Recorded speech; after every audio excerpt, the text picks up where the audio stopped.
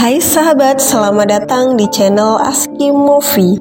Semoga kita selalu diberi kesehatan dan dimudahkan dalam segala urusan, baik itu mencari pasangan bagi yang masih jomblo, mencari rezeki ataupun menyelesaikan semua masalah yang sedang terjadi. Di video kali ini kita akan membahas sebuah film series terbaru dari Netflix yang berjudul Wednesday. Film bergenre horror misteri ini bercerita tentang seorang remaja bernama Wednesday yang dikenal aneh dan misterius. Tidak seperti anak-anak seusianya, ia lebih menutup diri dari kehidupan dan lebih tertarik pada hal-hal berbau horor dan mistis. Tak jarang dia juga sampai membahayakan nyawa orang lain dan harus berpindah-pindah sekolah beberapa kali. Bagaimana keseruan cerita kehidupan Wednesday? Tanpa berlama-lama, yuk kita langsung saja ke alur ceritanya. Di awal film diperlihatkan seorang siswi SMA bernama Wednesday Adams yang baru saja masuk sekolah. Dapat dilihat orang-orang menatap Wednesday dengan tatapan sinis sekaligus takut. Bagaimana tidak, Wednesday dikenal sangatlah aneh dan menyeramkan. Di dalam lokernya, Wednesday menemukan adiknya, Pugsley Adams, yang sedang terikat. Saat ditanya siapa pelakunya, Pugsley mengaku tidak tahu. Belakangan ini, Wednesday mendapatkan kekuatan berupa penglihatan. Penglihatan itu muncul begitu saja dan rasanya seperti terapi kejut listrik. Saat menyentuh tangan Pugsley, ia mendapat penglihatan berupa para pelaku yang telah membuli adiknya. Tidak terima adiknya diperlakukan dengan buruk, Wednesday langsung menemui para pembuli untuk balas dendam. Tak tanggung-tanggung, ia melepaskan 2 kantung ikan piranha ke dalam kolam renang. Anak-anak nakal yang sedang berenang itu segera kabur, namun salah satu dari mereka tetap terkena gigitan ikan piranha. Akibat perbuatannya, Wednesday akhirnya dikeluarkan dari sekolah hingga terpaksa ia harus masuk ke sekolah lain. Disinilah awal petualangan Wednesday akhirnya dimulai. Hari itu, kedua orang tua Wednesday yaitu Morticia Adams dan Gomez Adams mengantarkan Wednesday ke sekolah barunya. Sekolah itu bernama Nevermore Academy. Kebetulan kedua orang tua Wednesday adalah alumni dari sekolah itu. Mereka merasa sekolah itu adalah sekolah yang tepat untuk Wednesday. Nevermore Academy dikenal sebagai sekolah untuk anak-anak buangan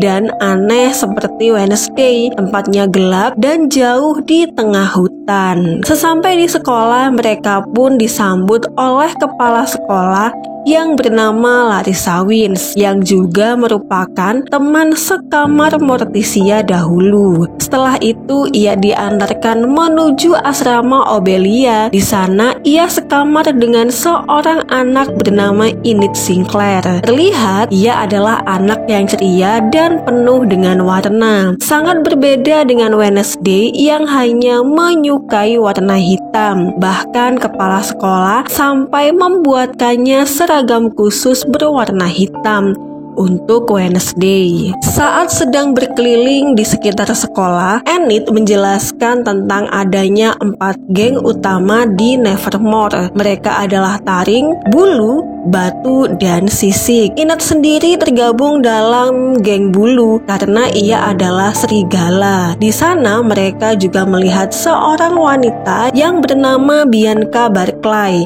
yang merupakan ketua geng sisik sekaligus mantan kekasih seniman sekolah yang bernama Savage Rope. Lalu ada juga Ajak Patroclus, anak yang disukai ini, dan masih banyak anak-anak lainnya yang harus Wednesday kenal. Sebelum berpisah dengan keluarganya, Morticia memberikan hadiah kalung untuk Wednesday dan sebuah bola kristal sebagai penghubung di antara mereka. Tak lupa mereka juga meninggalkan sebuah potongan tangan yang bernama Ting. Ting dijadikan sebagai mata-mata untuk mengawasi Wednesday. Di daerah dekat Nevermore bernama Jericho, akhir-akhir ini sering terjadi pembunuhan misterius. Korban dari pembunuhan itu biasanya hancur, terpotong-potong seperti diserang oleh binatang buas. Syarif setempat yang bernama Syarif Galvin masih belum bisa menyelesaikan kasus ini. Namun, ia berpikir semua ini ada kaitannya dengan Nevermore. Keesokan harinya, Wednesday mengikuti kelas Anggar. Di sana, ia melihat seorang anak bernama Rowan yang baru saja dikalahkan oleh Bianca. Bianca pun mengeluh kepada pelatih karena tidak pernah mendapatkan lawan yang seimbang. Wednesday yang mendengar itu pun langsung menawarkan diri untuk melawan Bianca. Mereka pun bertarung tanpa menggunakan helm dan siapapun yang terluka lebih dahulu akan dinyatakan kalah. Pada awalnya Wednesday mampu mengimbangi Bianca, walaupun pada akhirnya Bianca berhasil melukai Wednesday. Setelah itu Wednesday pergi ke UKS untuk mengobati lukanya. Saat ia keluar dari UKS, sebuah patung burung tiba-tiba terjatuh ke arahnya. Untung saja Wednesday berhasil diselamatkan oleh Xavier.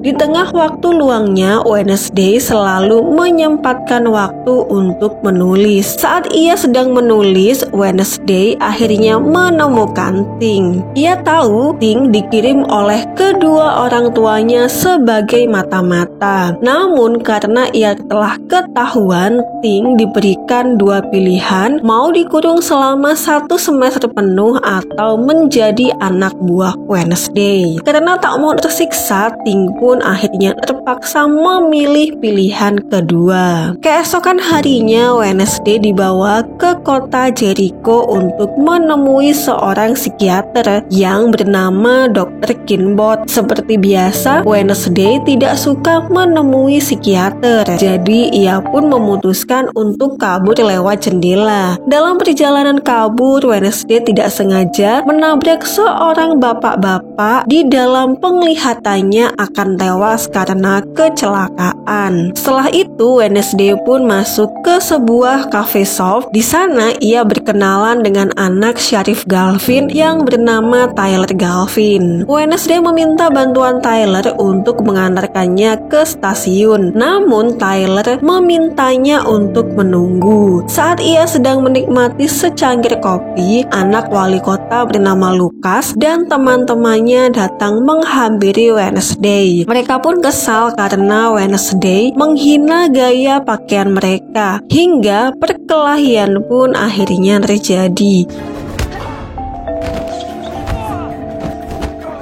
Tak diduga Wednesday ternyata mampu mengalahkan mereka sendirian. Setelah itu Syarif Galvin pun datang. Ia terkejut karena Wednesday mampu mengalahkan 3 anak sekaligus. Keributan itu juga membuat Wednesday ketahuan sehingga Ibu Larissa datang dan menjemputnya. Namun saat mengetahui Wednesday adalah putri dari Gomez Addams, Syarif Galvin pun berkata bahwa ayahnya adalah seorang pembunuh.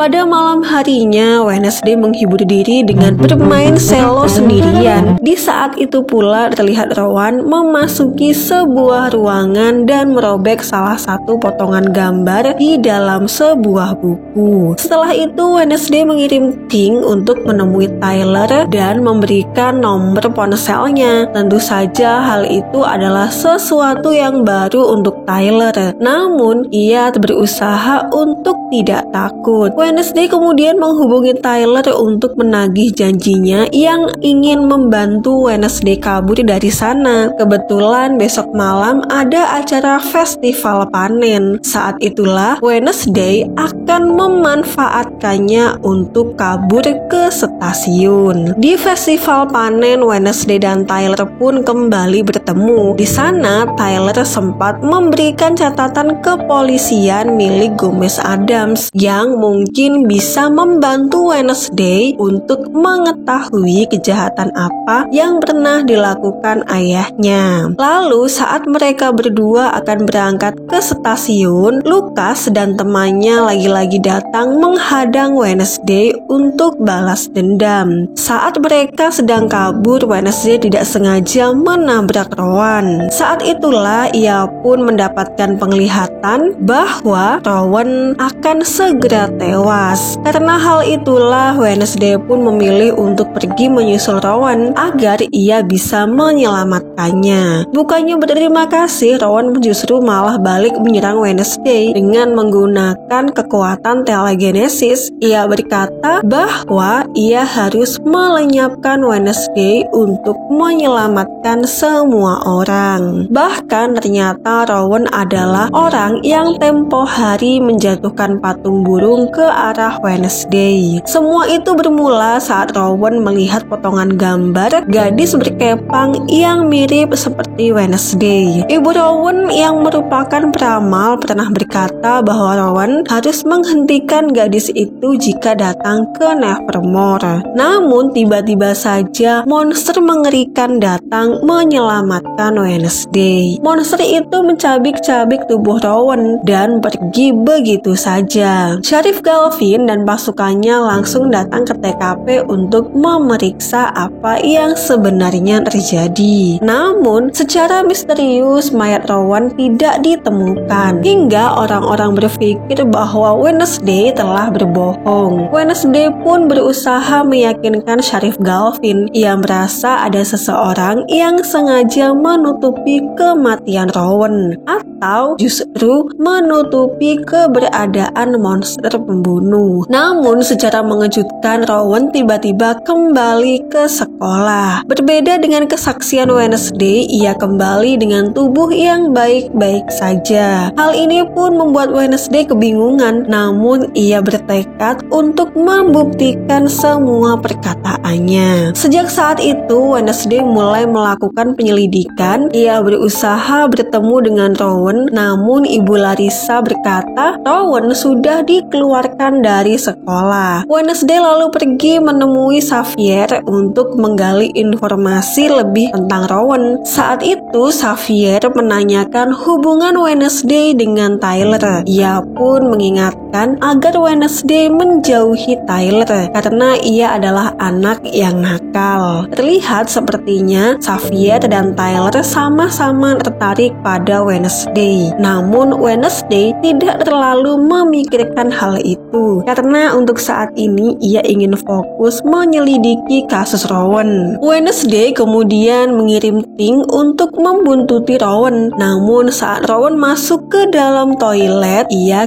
kehilangan jejaknya. Ternyata Rowan berubah wujud menjadi laki-laki dan berubah lagi menjadi Ibu Larissa. Lantas mengapa Ibu Larissa menutupi kematian Rowan? Hal ini pun membuat Wednesday semakin curiga. Siang harinya Wednesday nekat kembali ke TKP untuk mencari petunjuk. Di sana ia pun bertemu dengan Tyler. Tyler yang masih kebingungan bertanya apa yang sebenarnya terjadi di malam festival. Setelah mendengarkan penjelasan Wednesday, ia pun percaya kepadanya, apalagi saat menemukan kacamata Rowan di lokasi tersebut. Setiba di sekolah, Wednesday langsung menyelidiki kamar Rowan dan Xavier. Ia di sana ingin mencari buku tempat potongan gambar yang diberikan oleh Rowan. Setelah diselidiki, Wednesday tidak berhasil menemukan buku itu. Ia malah mempergoki Bianca dan Xavier karena kedekatan Xavier dengan Wednesday. Keesokan harinya turnamen pokap akhirnya tiba. Keempat asrama berkumpul untuk bertanding perahu. Tidak ada peraturan dalam pertandingan ini dan baik kelompok manapun yang berhasil kembali lebih dulu akan dinyatakan sebagai pemenang. Seperti tahun-tahun sebelumnya, Bianca selalu menggunakan kecurangan untuk menyabotase lawannya. Misalnya dengan menyuruh anak buahnya yang merupakan ikan duyung untuk mendorong perahu-perahu dari asrama yang lain. Wednesday dengan cepat mengetahui kecurangan itu dan ia pun segera mengeluarkan jaring untuk menangkap si ikan duyung. Setelah itu masing-masing kelompok mengambil bendera. Saat Wednesday menyentuh bendera itu, tiba-tiba ia mendapatkan penglihatan penglihatan. Dalam penglihatannya, ia melihat anak yang sangat mirip dengannya. Anak itu kemudian berkata bahwa Wednesday adalah kucingnya. Dan setelah itu Wednesday kembali ke pertandingan. Kelompok Wednesday lagi-lagi disabotase. Untungnya Ting dengan cepat masuk ke dalam danau dan menampar si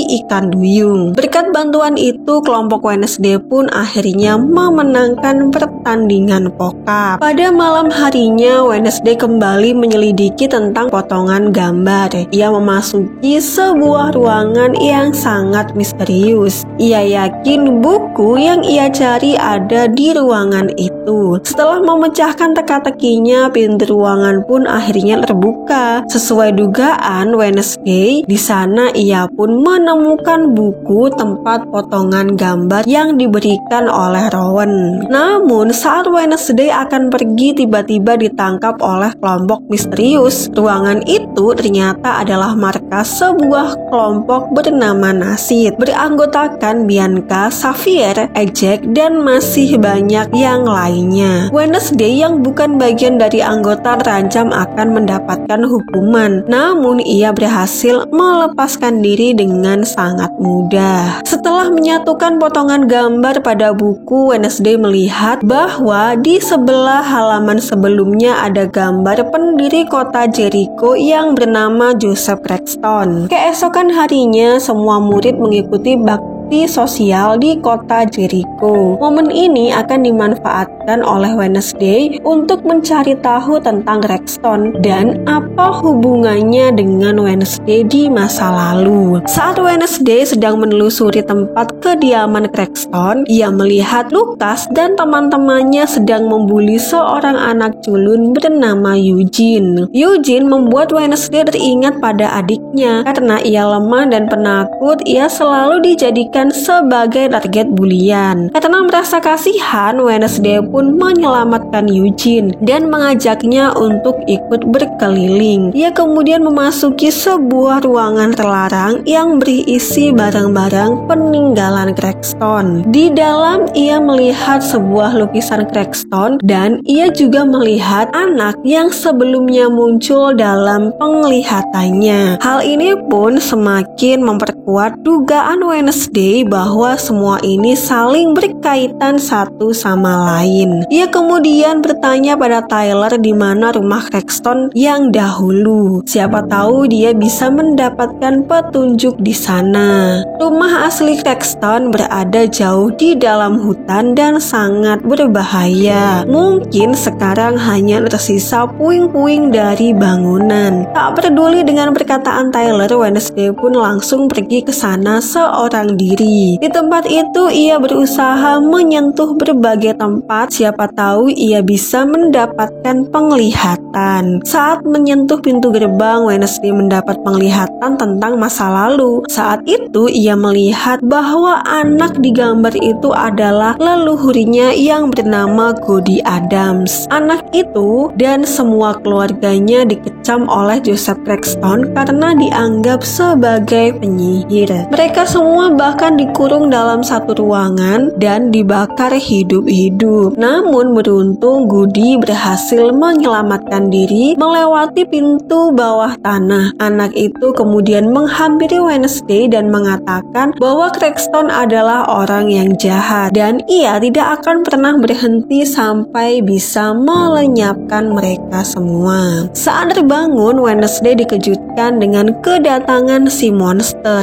Wednesday dan Ting pun melarikan diri, namun mereka menemukan jejak kaki manusia, yang artinya monster pembunuh itu sebenarnya adalah manusia. Saat itu tiba-tiba saja Xavier muncul di hadapan Wednesday. Dia berkata bahwa ia sengaja datang ke sana untuk menyusul Wednesday. Namun saat Wednesday ingin menunjukkan bukti jejak kaki pada Xavier, ternyata buktinya sudah menghilang kena air hujan. Tibalah di penutupan acara bakti sosial, Wednesday sengaja sengaja membakar patung monumen Crackstone sebagai salah satu wujud balas dendam atas kejahatan Crackstone terhadap leluhurnya. Di malam harinya, si monster pembunuh berhasil menemukan mangsa. Dia adalah seorang pengemis yang beristirahat di dalam hutan sambil mengotak-atik sebuah kamera. Berkat hal itu, Sheriff Galvin setidaknya memiliki bukti yang memperlihatkan wujud monster pembunuh. Di malam yang sama, Ejek dan Enid janjian untuk bertemu. Enid berdandan sangat cantik dan menunggu dengan sabar. Namun setelah menunggu beberapa jam, Ejek tak kunjung terlihat. Ternyata Ejek terkena sihir membeku karena ia melihat rambutnya sendiri. Jadi itulah alasan mengapa Ejek harus selalu menutupi rambutnya. Karena apabila dilihat oleh orang lain, maka bisa membuat mereka membeku dalam beberapa jam. Di waktu yang sama, Wednesday pergi ke ruang otopsi untuk menyelidiki korban pembunuhan monster. Ia dibantu oleh Ting memeriksa mayat pengemis yang baru saja tewas. Diketahui salah satu kaki korban dipotong dengan 2 jarinya yang terputus dan menghilang. Setelah mengumpulkan berkas, Wednesday mengambil kesimpulan bahwa setiap korban selalu kehilangan salah satu anggota tubuhnya. Di dalam kelas, Wednesday memperhatikan Xavier yang bersikap aneh. Ia berkata punggungnya sakit karena bermain anggar. Namun ada bekas luka cakaran di lehernya. Karena merasa curiga, Wednesday pun pergi untuk menyelidiki ruangan lukisan Xavier. Secara mengejutkan, di sana ia melihat ada begitu banyak lukisan monster pembunuh. Apakah ini artinya Xavier adalah monster itu? Wednesday kemudian membawa sketsa lukisan Xavier ke hadapan Sheriff Galvin. Dia meminta Sheriff Galvin untuk menginterogasi Xavier sebagai tersangka pembunuhan. Namun Sheriff Galvin menolak karena buktinya masih terlalu lemah. Alhasil, Wednesday pun membawa kembali sketsa itu untuk ditelusuri lebih lanjut. Saat ia dan Eugene sedang memperhatikan sketsanya, Eugene merasa pernah melihat lubang yang sama persis seperti yang ada di sketsa. Eugene pun kemudian mengantar Wednesday menuju lokasi tersebut. Tanpa rasa takut, Eugene dan Wednesday pun akan masuk ke dalam gua itu. Di sana mereka melihat ada begitu banyak tulang belulang, yang artinya tempat itu memang markas monster pembunuh. Tak lupa Wednesday mengambil satu potongan tulang untuk dijadikan sebagai barang bukti. Selain itu, ia juga mengambil bekas darah Xavier agar DNA-nya bisa dicocokkan dengan tulang yang ia temukan. Saat sedang mengambil barang bukti, Wednesday ketahuan oleh Xavier. Di sana Xavier pun menjelaskan bahwa ia bukanlah monster pembunuh seperti yang dituduhkan. Ia menggambar sosok monster itu karena selalu muncul dalam mimpinya, dan bekas cakaran itu memang ia dapatkan dari lukisan tersebut. Meskipun begitu, Wednesday pun tetap saja tidak percaya pada Xavier. Ia pun pergi menemui Sheriff Galvin untuk menyerahkan kedua barang bukti yang ia dapatkan. Malam harinya, Nevermore Academy akan mengadakan pesta dansa. Seperti biasa, Wednesday tidak tertarik sama sekali. Jadi ia pun berencana untuk pergi menyelidiki markas monster bersama Eugene. Tak diduga rencana itu gagal karena Ting sudah menyiapkan rencana yang lain. Ting membuat Tyler datang menjemput Wednesday, sehingga mau tidak mau ia harus ikut ke pesta dansa. Wednesday pun berdandan sangat cantik dengan menggunakan gaun berwarna hitam. Saat ia akan pergi, Eugene datang dengan kebingungan. Wednesday meminta maaf karena sepertinya pengintaian mereka harus ditunda. Dia juga melarang Eugene untuk pergi ke hutan sendirian. Wednesday mengatakan mereka akan pergi besok malam. Namun Eugene yang sudah menyiapkan semuanya tidak mendengarkan menyelamatkan Wednesday. Ia pun nekat pergi ke hutan walaupun sendirian. Kedatangan Wednesday ke pesta menyita perhatian semua murid. Mereka semua kagum dengan penampilan Wednesday yang tampak berbeda. Melihat Wednesday datang bersama Tyler membuat Xavier cemburu sekaligus marah. Ia kemudian mendekati Wednesday dan mengatakan alasannya mengapa ia sangat membenci Tyler. Ternyata saat acara bakti sosial tahun lalu, Tyler dan teman-temannya merusak mural yang dibuat oleh Xavier. Tyler mengakui perbuatannya itu dan ia mengaku menyesal. Karena hal itu juga ia menutup diri dari teman-temannya. Selain itu, dia juga berhenti bermain dengan Lucas dan teman-temannya. Sementara itu, Eugene yang sedang mengintai gua melihat seseorang sedang meledakkan gua tersebut. Lalu, seseorang itu mengejarnya sehingga Eugene segera kabur melarikan diri. Tak lama kemudian, dua anak buah Lucas datang ke tempat pesta. Mereka rencananya ingin balas dendam pada Nevermore karena telah merusak patung Gregstone. Mereka pun menghujani tempat pesta itu dengan cat berwarna merah yang terlihat seperti darah. Dalam keadaan itu, Wednesday mendapatkan penglihatan tentang Eugene yang diserang oleh monster. Ia pun langsung berlari masuk ke dalam hutan dan disusul oleh ibu guru Thornhill. Sayangnya, sampai di sana Wednesday sudah terlambat karena ia menemukan Eugene dalam keadaan tewas. Dan series Wednesday bagian 1 pun akhirnya selesai. Terima kasih buat sahabat yang sudah nonton. Jangan lupa tinggalkan like dan saran di kolom komentar. Dan nantikan juga alur cerita film selanjutnya.